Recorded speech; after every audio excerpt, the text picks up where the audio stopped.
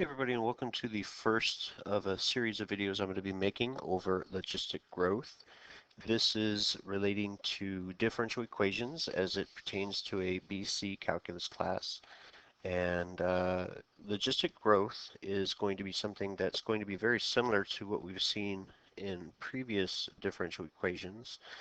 So in your AB calculus study, you see differential equations for position, velocity, and acceleration. And then you also see one for growth and decay, where this was the differential equation, and then we would use separable differential equation properties, and we would get this general equation here. And growth and decay works really well when you're trying to model population growth or decline, radioactive decay. But the thing is that it works well for some growth models, but not all, particularly over long periods of time. Because let's look at a general exponential equation. It goes like that. It increases very quickly over time and has a range of 0 to positive infinity.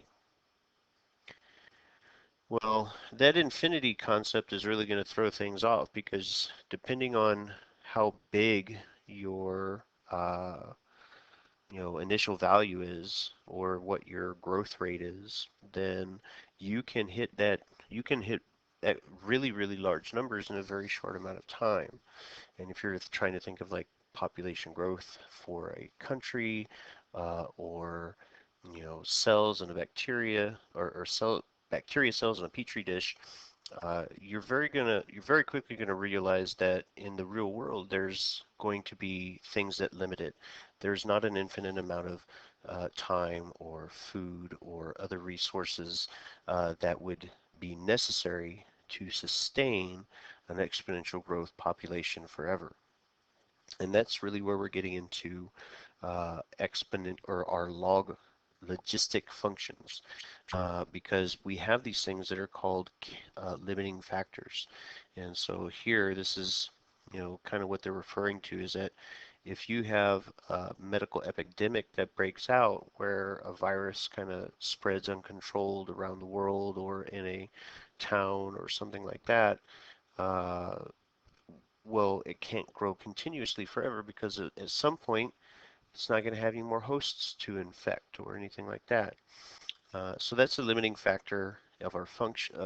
That would translate to our limiting factor of our function or the carrying capacity of the system or the environment that you happen to be studying. So what we have here in the middle column, this is the differential equation of a logistic function. And on the right, this is the general solution of it, where we could look at the slope fields of the differential equation and kind of see where the family of solutions are going to lie. But if I want to know more specifically about what the solutions are going to be for a given amount of time or population or whatever the proportional constant of proportionality, the k value is, we have to have the equation that's on the right. And that's what we're going to be trying to show here. We want to take the function that we have or the differential equation that we have, and we want to prove that the general solution that was given to us on the last slide actually is the case. So this is going to take a little bit of work here. So make sure that you give yourself some space to write in your notes, give yourself some space to put everything in. And what we're going to start with is we're going to start by separating the differential equation. So everything that has p on the right side, I'm going to divide that to put it on the left side. So it'll give me essentially 1 over p times 1 minus p over L times dp to be equal to, and at the same time we're going to multiply both sides by dt, and that'll give me k times dt.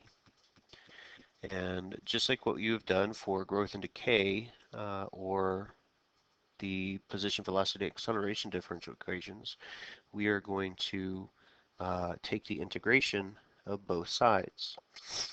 Now, at this point here, we're trying to take the integration of both sides, but if you notice here in the procedure, it is telling you that we are going to have to use partial fraction decomposition on the left side in order to actually do the antiderivative properly. So let's go ahead and do that. We're going to break it up. First of all, I'm going to take we have 1 over p times 1 minus p over L. We're going to, not 4, so I don't know why I'm going to write a 4 there, p over L. And what I'm going to do is I'm going to just kind of simplify that fraction by multiplying the numerator and the denominator by the L term, and so that'll give me L over p over, or p times L minus p. We're just kind of simplifying the common denominator in the parentheses, but if I do it to the bottom, I have to do it to the top also. And so using our partial fraction decomposition, this is where we kind of break it up, where I'm going to have some number over the p part of the fraction plus another number over the uh, L minus p part of the denominator. And this is where we're going to have to figure out, well, what are the a and p values? Well, for partial fraction decomposition, what I'm going to do is I'm going to look at, let's find the a value first. The denominator of the a fraction is p, so I set that equal to 0, and I solve for p in this case, so p is equal to 0. Well, I use the overall fraction, L over p times L minus p, with the denominator of the b fraction. So I'm going to say L over the b fraction, which would be L minus p, but in this case, you substitute 0 for p, so that gives you L minus 0. And L minus 0 is just going to be L, so I wind up with L divided by L, which simplifies to be 1. So 1 is going to be the number that becomes the numerator of the a fraction. And now let's do the same thing for b. I don't want to do this in blue. Let's see, I thought I picked, there we go. So let's do b. Again, I'm going to set the denominator equal to 0. L minus p is equal to 0. So when I solve for p, the population, that's our independent variable, or our dependent variable, I should say, that will be p is equal to L. And I'm going to do the same thing. I'm going to take the solution of the b fraction, and I'm going to substitute it essentially into the denominator of the a fraction. So I wind up with L over, I'm going to replace the p with the L, and I wind up with L over L, which is just going to be 1 again. So we wind up with a 1 for both the numerators of our partial fraction decomposition. So let's go ahead and continue on here. So I wind up now, at this point, I have the integration of 1 over p dp plus the integration of 1 over L minus p dp to be equal to the integration of k dt. Now we can start taking the antiderivatives of both sides, and here the first antiderivative, 1 over p, would be the natural log of p. The next one, when I do this, I'm going to get plus, now here, this is kind of what I have in this asterisk on the left side, or on the right side. The derivative of L minus p is negative p, so we do have to incorporate a negative fraction there. We're going to have that negative constant, so we're going to say plus a negative natural log of L minus p. And on the right side, the derivative of d, or the antiderivative of dt, is just going to be t, and k is just a constant, so if you prefer, you can write the constant outside of the integration symbol, but that's just going to be k times t, and this is where we introduce our constant of c. Well, let's go ahead and simplify what we have.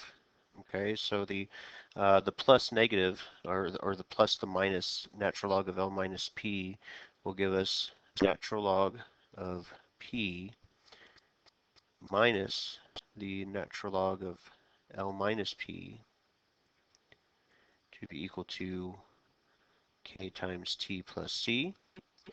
And on the left side, we're going to condense the logarithms using our properties of logarithms when we divide, when we subtract when we subtract logarithms with the same base, we can rewrite the stuff inside of the absolute values or parentheses as a ratio.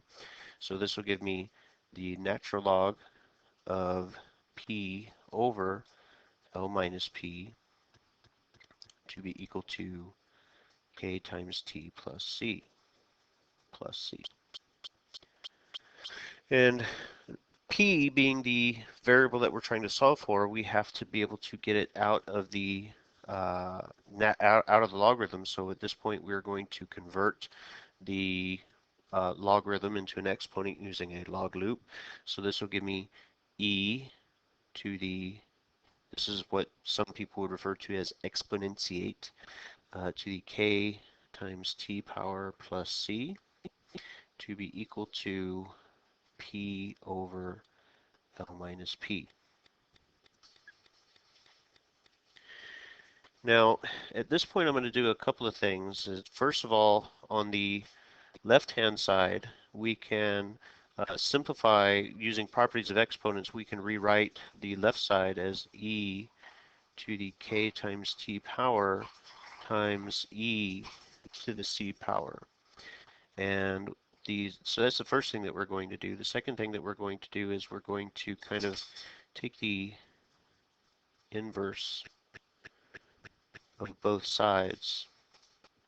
And so when I do, we're going to wind up with e to the negative kt power times e to the negative c power.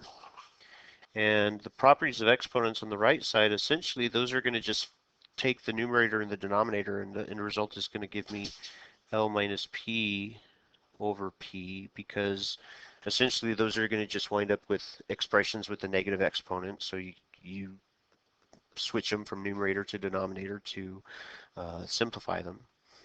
Uh, and this right here, this is just a constant. Even though the exponent itself is negative, this is still just a constant.